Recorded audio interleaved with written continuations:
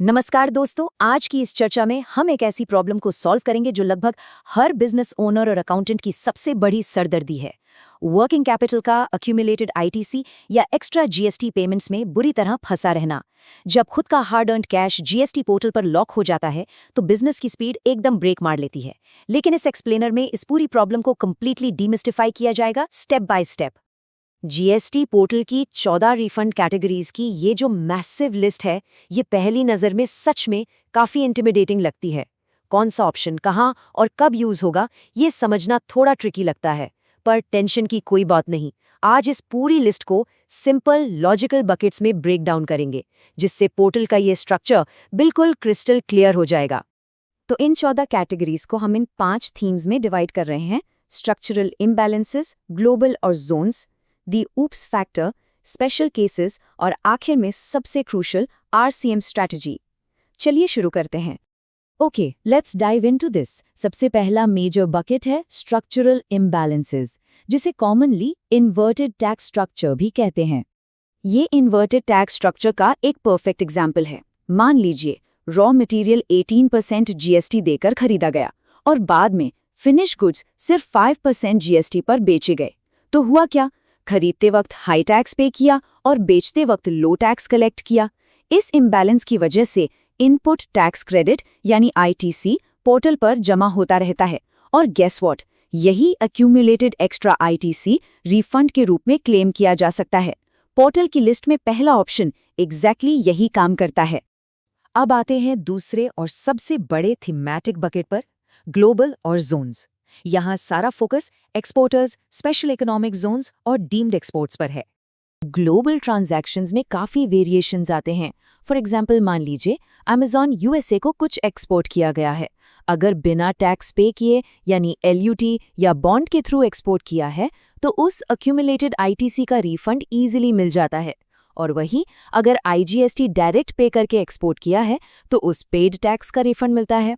Same logic SEZ supplies पर भी apply होता है। और डीम्ड एक्सपोर्ट्स जैसे कि ईओयू सप्लाईज के केस में सप्लायर और रिसिपिएंट दोनों के पास पोर्टल पर रिफंड क्लेम करने के अलग अलग क्लियर ऑप्शंस अवेलेबल होते हैं।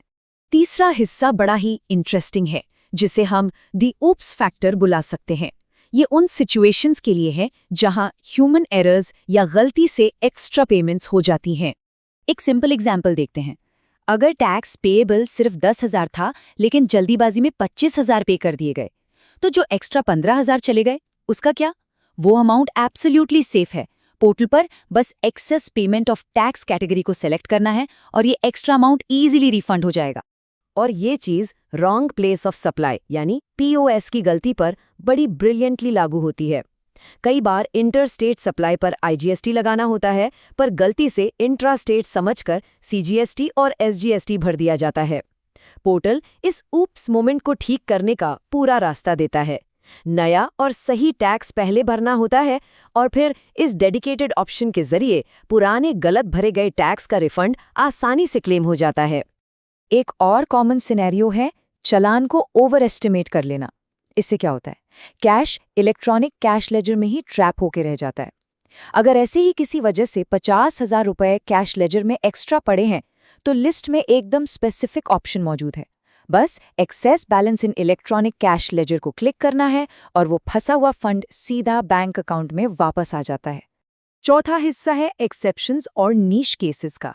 ये उन स्पेशलाइज्ड कैटेगरीज के लिए है जो स्पेसिफिक सिचुएशंस में ही काम आती हैं। इन स्पेशलाइज्ड ऑप्शंस को क्विकली चेक ऑफ कर लेते हैं। अगर इलेक्ट्रिसिटी का एक्सपोर्ट हो रहा है तो एक अलग रिफंड ऑप्शन है।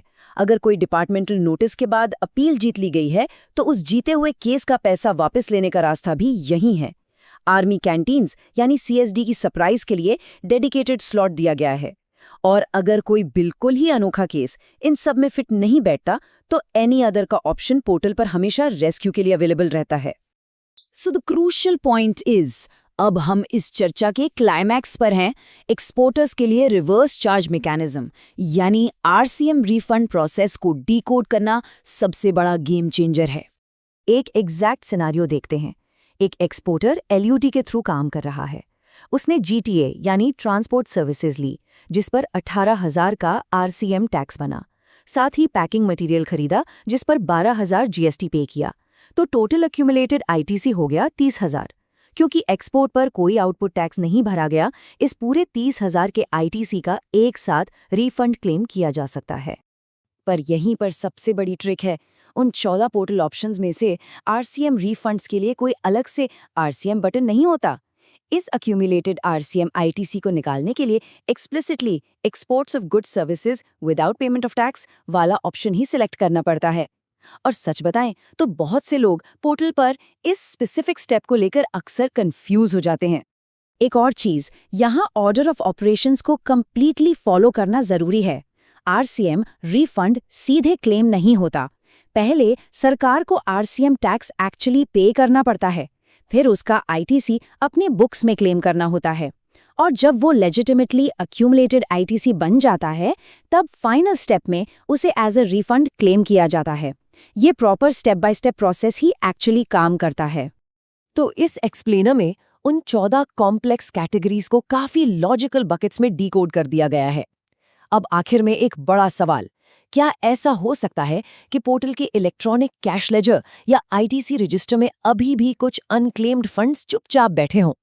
पता करने का एक ही तरीका है, एक बार पोर्टल लॉगिन करके खुद चेक करना जरूरी है, ताकि बिजनेस की फंसी हुई वर्किंग कैपिटल वापस फ्लो में आ सके। एक क्लियर अंडरस्टैंडिंग ही सही फाइनेंशियल हेल्थ की सबसे बड़ी चाबी है।